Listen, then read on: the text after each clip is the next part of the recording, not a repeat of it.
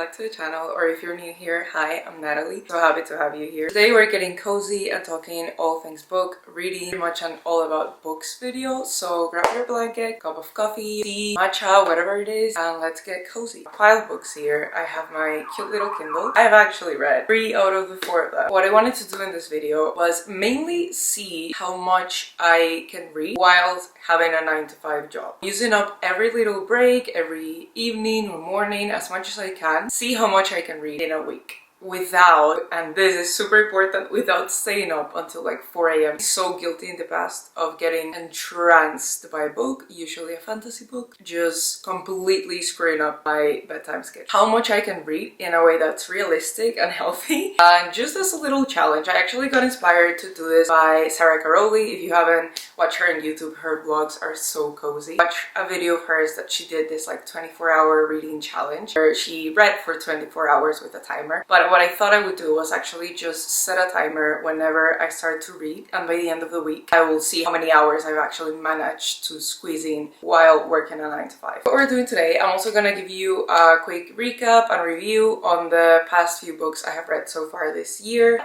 This video is gonna be mainly covering fantasy. We'll see if I manage to actually squeeze in more than one book. Guys, I'll give you a peek at my reviews on how my reading has gone so far this year. Spoiler, it's actually been more average than I thought it was gonna be. Hoping this week that gets fixed and I start giving books upwards from 3 stars, because that's what I've been given the past few books that I have read.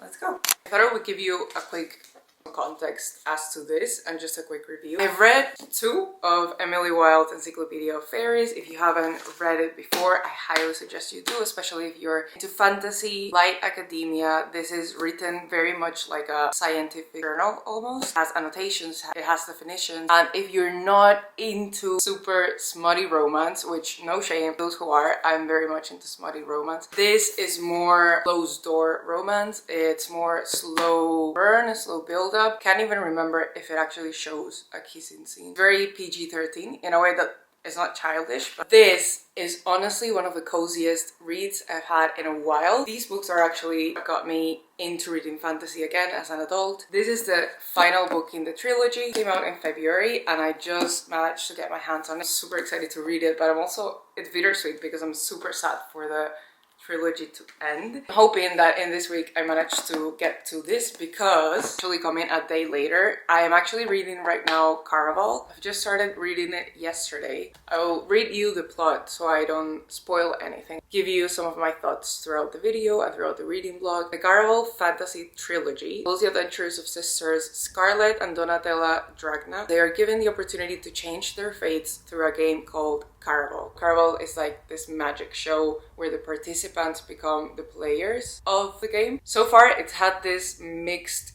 feelings and hints. I haven't gotten to the part where the game actually starts, so this isn't a spoiler, but so far the game has had hints of it being either really good and it's all just a game and it's all for laughs, or there's actually something a bit more sinister or like dark around the game. So there's like a mystery element to it, which I'm intrigued, but we'll see. I'll bring you along with it. In this series, Crescent City by Sarah J. Maas, just a quick recap on my 2025 books. It's an adult fantasy, an urban fantasy. It has angels and demons and magic and all of this.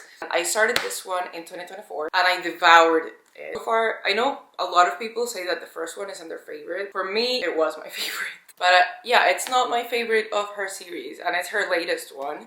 I finished the 2nd and 3rd book. There's only 3 books so far in this series. I know for a fact that I gave the 2nd book 3 stars. To me, it was my least favorite book. If you have read her books, this makes sense to you, and I will start yapping about this in a second, but I just wanted to say, first of all, the 2nd book in this series almost put me in a reading slump. I took ages to get through it. I was really not interested almost at all. I was only interested in one of the tiny storylines that wasn't even the main storyline. To a point, by the end of the book, there's so many storylines going on and I only cared about one of them. That's where it felt off for me. I can understand not liking a character sometimes makes a really good character if you really hate them or if they really annoy you. There's something right that the author did with that character because it's causing such a deep like emotion in you. But for me, it wasn't that I hated them or I didn't like them. It was just I don't care, you know? And that's not what you want. So that's a summary of my thoughts on this series, I guess, and the last two books. I also read Feybound. I finished last week Feybound by Sarah El Arifi. I'm sure I'm mispronouncing that. I'm sorry, I'll put it on the screen. It's a romantic fantasy. It's basically about a world that is in war, and there is this military captain that gets banished after making a mistake. So this book involves elves, humans, and fae. So she gets banished to the Elflands for disobeying some orders and gets captured by the long lost fae. And then her sister, who is like into divination and all of this like prophecy, she follows her banished sister. They have a very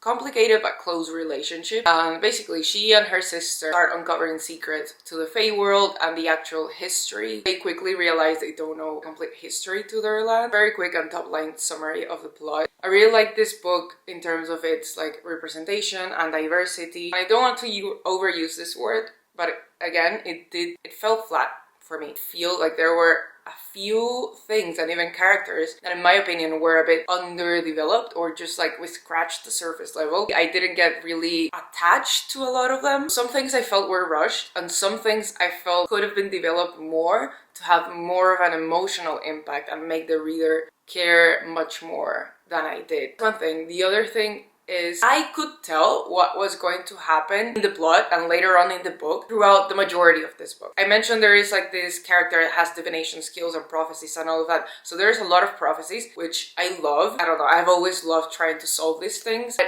I didn't even need to try most of the time. Most of the time, this is not props to like my detective prophecy telling skills. Most of the time, I knew what was gonna happen because there were a lot of prophecies. I knew before the character that is meant to interpret these prophecies what they meant and what was gonna come next. There was one or two plot twists that really surprised me, but because there were so many that I could tell beforehand were going to happen, it didn't have the same impact. Those have been my fantasy reads so far in 2025, and because I felt this way with Feybound, the second book, it is meant to be a trilogy, Feybound, the second book, which recently came out, I actually didn't buy and I just dove straight into Caraval. This week I'm gonna read Caraval. If I finish with this, I might pause and jump into this just because now that I have it, I kind of just want to start. Hello you guys, it's nearly like 10:30 p.m. I haven't been able to pick up my Kindle or any books at all today. It was just crazy with work, but I figured I was gonna read at least, I don't know, 20 minutes, half an hour before bed. It's just wind down for the day and get reading. I am hoping tomorrow I think I will read more.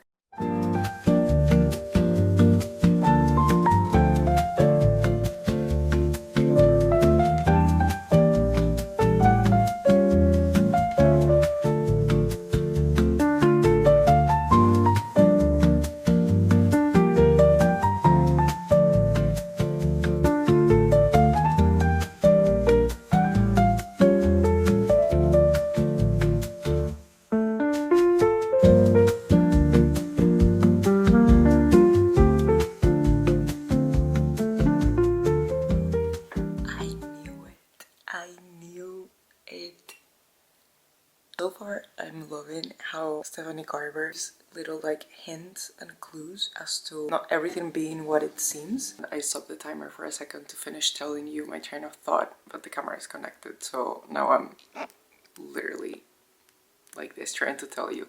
So they're just entering the game right now. They're entering Caraval. I told you that the previous book, Feybound, had all these like prophecies and almost like foretellings, but I don't know how foretelling it can be when it sounds like you're just telling me. But in this one, Stephanie's living in the duplicitous, such a big word, nature of people and the place and the game and everything. And honestly, I think she's made a fantastic job so far, like setting the scene in a way that you don't trust. I'm not trusting anyone, and making you feel the same way as the characters feel, where you don't know what to do because you don't know who to trust.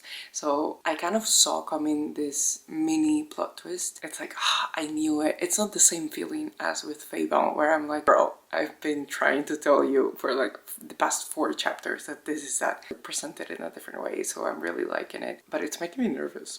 So I'm not sure if it's a good like bedtime read because I have a feeling it's just gonna get a bit dark.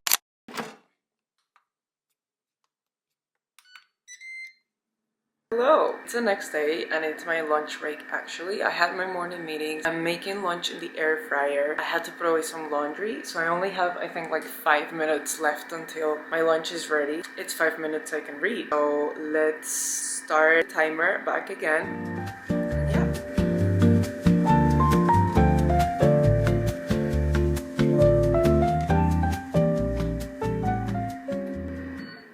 Lunch is ready. I need to eat because I'm starving. But I'm at a point in the book where there is sort of hint of 2 potential love interests. There's actually 3 potential love interests. I know I was about to uncover something, but then the freaking air fryer bell rang, so I can't keep reading.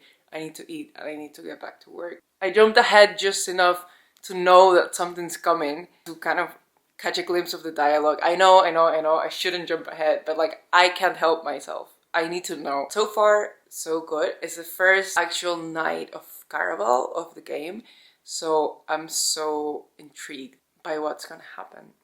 Hours, 8 minutes so far this week. I thought by now I would have read a bit more, but I'm hoping the next few days I will read more. Usually the first half of my week is always busier than the second half.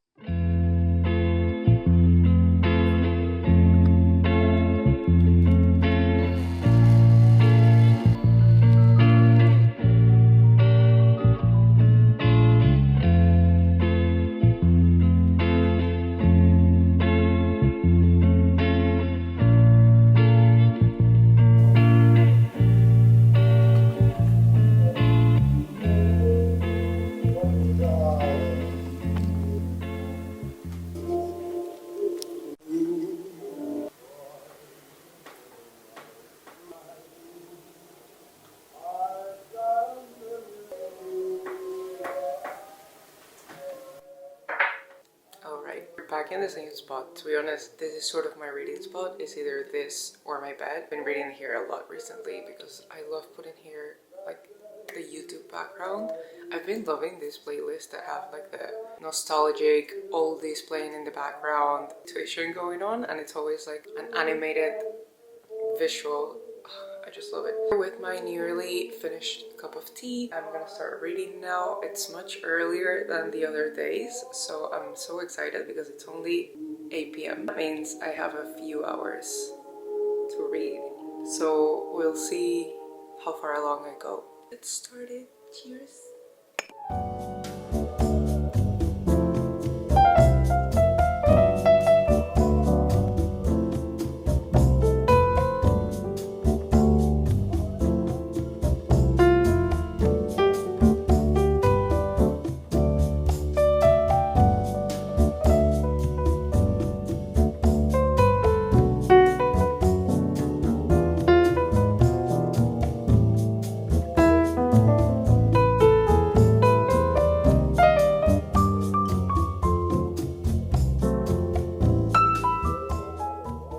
I love when more than one love interest and they meet each other the first time. It's always so funny. I love like a jealousy trope. Toxic like that.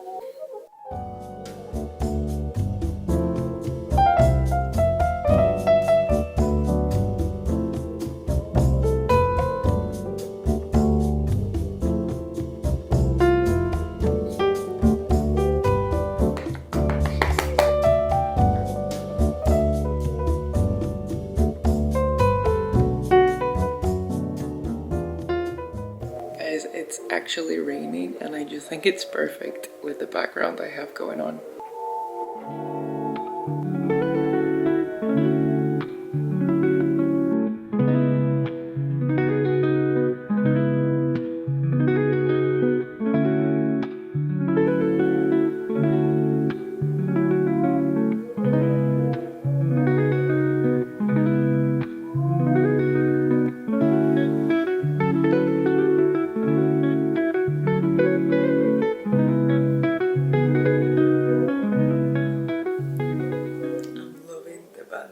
I'm really loving the banter. Guys, I'm loving this book. I'm honestly loving it. I'll come back to you in a bit, but I am loving it. No. I need to stop.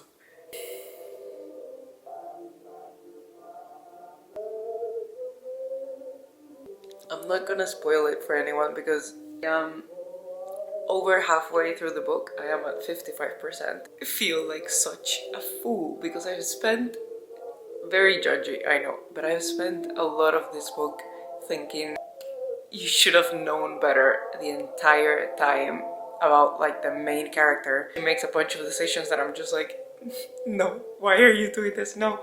But now I feel like the fool. I was fooled with her. Sorry, I'm not gonna say anything else. I did not see this coming. I feel like some people might be able to predict this, but I am not one of those people. One more thing, because like they keep saying, don't get too caught up in the game.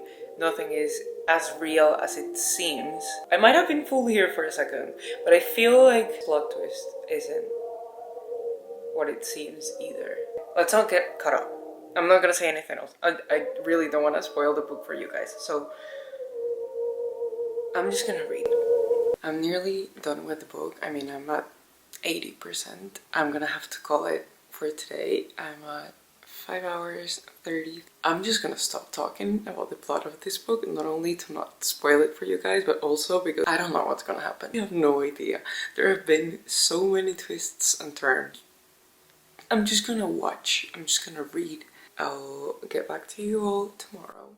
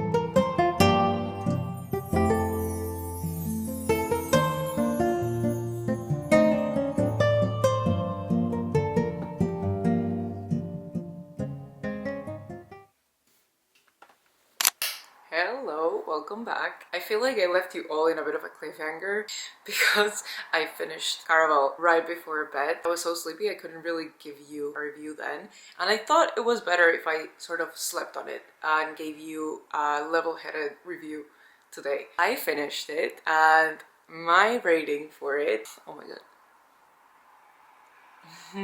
There you go. The thing is, as soon as I finished it, I actually felt like, oh my god, this is 5 stars, I love it. But to be honest, I'm like that with a lot of books that I end up liking as soon as I finish it, because I got attached to at least one character. So my attachment usually clouds my vision as soon as I finish it. So that's why I wanted to give myself some time to actually think about it. I still think it was pretty good. I gave it 4 stars. It was so different from anything I have read. You had so many things going on, so many plot twists. I will say a few of them I sort of saw coming, but what I also really liked about this book, that again I haven't experienced, at least lately in the books I have read as of lately, was the way Stephanie Garber narrates. It's so beautiful. I know that for some people it may be like too much, I guess, or too elaborated, I don't know, but I loved the writing felt this book. If I got so hooked into it, I think it was a lot to do with the narration and how colorful it is. If you start to read it, you'll realize that Stephanie uses a lot of like colors to depict mood and emotions, and I love that. I really love that. I don't know, it just made it so much easier for my mind that sometimes has a hard time picture really intricate descriptions of things. When you talk to me in terms of like color and emotions, and there, like, it's so much easier for me to grab, and I think that really hooked me. Wrapping this review up, I love the plot. I felt like it was different from anything I have read before. I like the characters. Would say they weren't my favorite like female protagonists, like, definitely. I did feel like there wasn't that much character development with a lot of characters, partly because there is so much of the story that surrounds the mystery, the unexpectedness of the world of Caraval and the game. So that was why I thought it wasn't like 5 stars, because if you are really into like deep character development, Brett Akadar, like Nesta's level of character development, this isn't that type of book. That's my rating of Caraval. I want to get to Emily Wilde. I need to leave my house now, and I wanted to quickly give you a review before the sun sets. The day has been beautiful. I'm so sorry that this week I actually thought I was gonna have more time to read, but I guess this is as real as it gets, because this is the reality of working at 9 to 5 while I'm creating content. I had to edit so much this week. It's Friday afternoon, sort of nearly evening, and I actually haven't been able to read at all today because I was working, and in the morning I was also editing and just planning what I need to film and do this weekend. So anyways, but I will be reading more today, even though you saw me finish 1 book, which, dare I say, is still a lot for a week that was busy. I think I've only read so far 6 hours and 40 minutes. Tonight I'm planning on reading more. I actually, my goal was to be able to finish, it was ambitious, but I wanted to try and finish this week 2 books, just because today is the last day of February. It's February 28th. I wanted to try and squeeze in 1 last surprise book, but I don't think I'll be able to finish.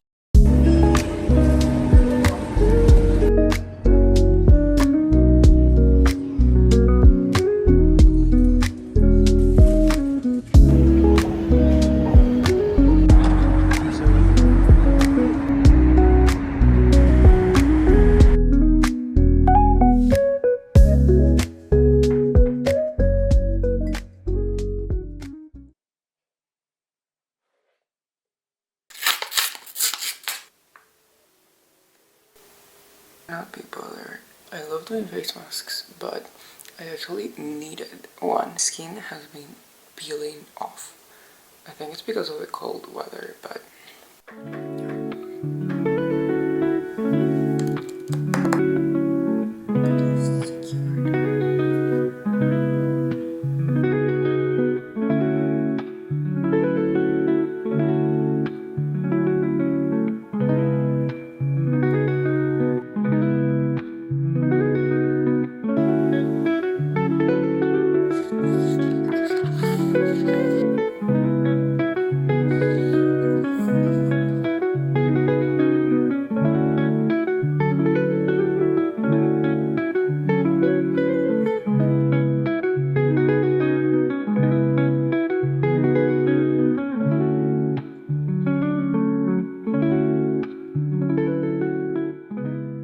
it's always such a nice and like comforting feeling to go back to a series and characters that you love and sort of like seeing them in a new setting. It's like saying hi to friends again.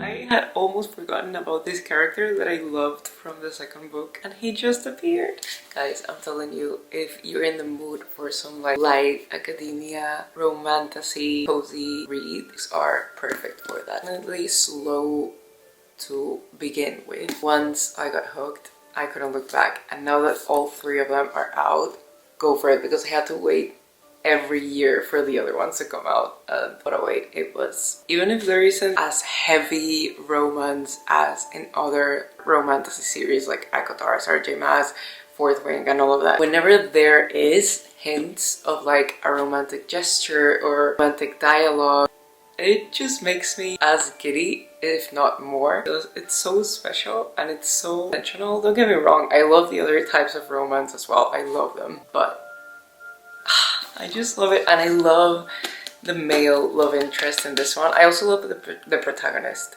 Emily, but the male love interest is just